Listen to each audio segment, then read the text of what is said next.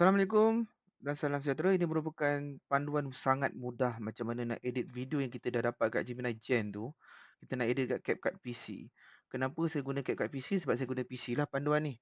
So kita klik import video tadi tu, yang garlic spread tu, kita tekan je masuk dalam ni. Kita import je, tekan je tambah ni, terus masuk kat sini.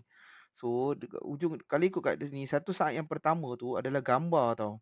So takkan kita nak letak gambar tak cantik. So kita kat sini, kita tutup je ni. Okey, siap.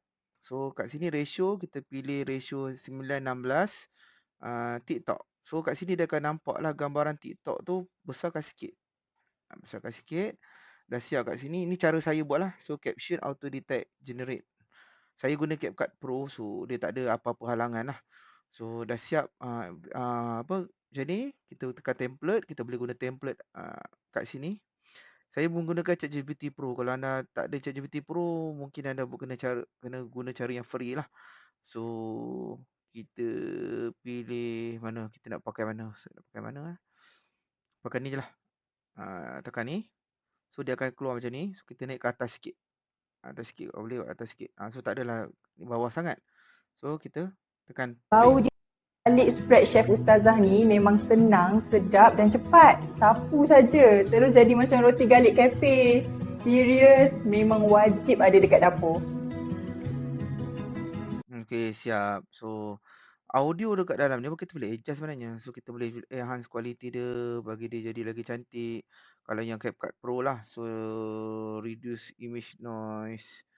Lepas tu kita boleh tambah, tekan je, nanti dia auto je buat. Lepas tu motion blur tak payahlah.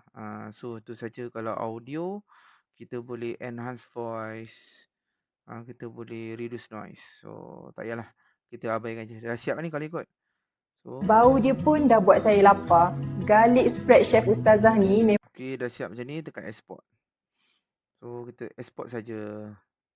Oh sorry, saya ambil yang 4K. Kalau nak upload dekat TikTok, tak perlu bau dia sampai 4K lah.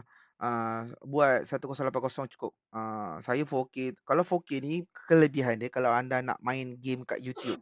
YouTube kita boleh letak video tinggi-tinggi, especially 4K. So kita boleh buat 4K letak, so orang boleh tengok dekat YouTube juga. Letak link affiliate kita kat situ pun kita boleh buat duit.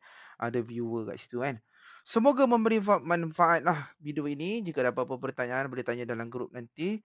InsyaAllah kita jumpa. Assalamualaikum dan bye-bye.